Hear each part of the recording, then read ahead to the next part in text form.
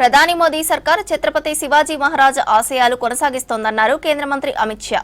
ధైర్యం, దృఢ సంకల్పంతో అఖండ స్వరాజ్ సామ్రాజ్యం నిర్మించాడన్నారు. బీజేపీ తమిళనాడు కొత్త అధ్యక్షుడిగా ఎన్నికయ్యారు ఆ party MLA Nainar Nagendran. Tamil Nadu assembly ఎన్నికల్లో ఏఐఏడీఎంకే బీజేపీ కూటమి విజయం సాధిస్తుందని ధీమా వ్యక్తం చేశారు కాషాయ నేతలు.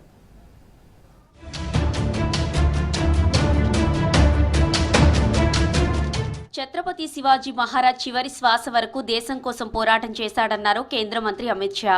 మహారాష్ట్రలోని రాయ్గఢ్లో జరిగిన శివాజీ మహారాజ్ వర్ధంతి కార్యక్రమంలో పాల్గొన్నారు.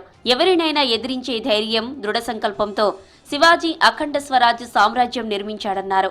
200 ఏళ్ల మొఘల్ పాలకుల ఆధిపత్యాన్ని ఎదిరించిన ధీరుడని కొనియాడారు. శివాజీ ఆశయాలను ప్రధాని మోదీ సర్కార్ కొనసాగిస్తుందన్నారు అమిత్ షా.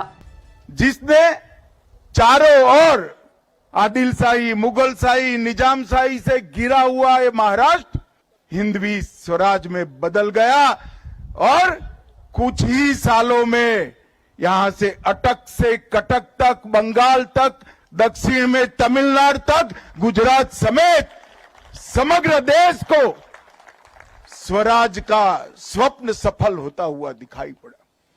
బీజేపీ తమిళనాడు కొత్త అధ్యక్షుడిగా ఆ పార్టీ నేత తిరునల్వేలి ఎమ్మెల్యే నైనార్ నాగేంద్రన్ ఎన్నికయ్యారు. చెన్నైలో జరిగిన పార్టీ సమావేశంలో నాగేంద్రన్ పేరు ప్రకటించారు కేంద్ర మంత్రి కిషన్ రెడ్డి, పార్టీ ప్రధాన కార్యదర్శి తరుణ్ చుగ్. కన్యాకుమారి జిల్లా నాగర్కోయిల్ సమీపంలోని వడవీశ్వరంలో 1960లో జన్మించారు నాగేంద్రన్. 2020 జూలై నుంచి బీజేపీ రాష్ట్ర ఉపాధ్యక్షుడిగా కొనసాగుతున్నారు. అంతకుముందు మాజీ సీఎంలు జయలలిత, పన్నీరు సెల్వం ప్రభుత్వాల్లో మంత్రిగా పనిచేశారు.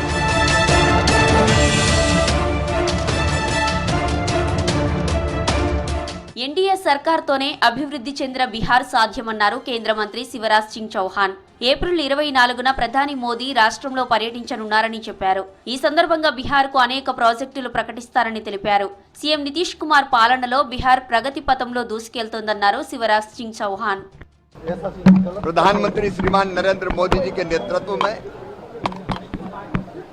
बिहार के विकास के लिए और जनता के कल्याण के लिए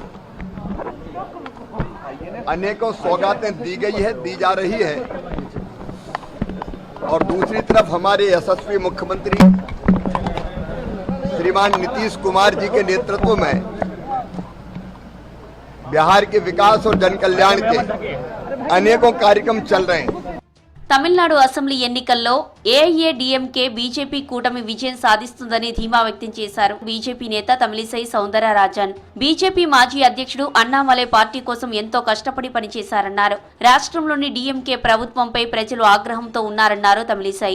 Our organization election has been completed, so new president is going to be elected. Our past president was working very hard. He was very hard-working young leader.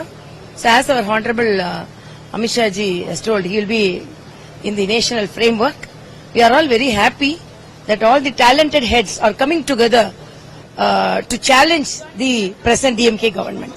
తమిళనాడులో బీజేపీ ఏఐఏడీఎంకే కూటమి సూపర్ హిట్ అవుతుందన్నారు బీజేపీ నేత నటి Namitha. NDA కూటమి కొత్త ఉత్సాహంతో పనిచేస్తుందని చెప్పారు. తమిళనాడులో 2026 అసెంబ్లీ ఎన్నికల్లో తమ కూటమి గెలవబోతుందన్నారు Namitha.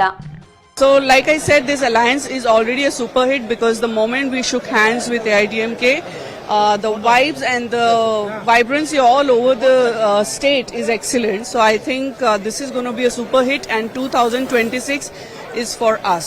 We are going to win. Hanuman Jayanti సందర్భంగా ఆలయంలో ప్రత్యేక పూజలు చేశారు ఢిల్లీ సీఎం రేఖా గుప్తా. ఢిల్లీ ప్రజలు సుఖ సంతోషాలతో ఉండాలని ప్రార్థించినట్లు చెప్పారు.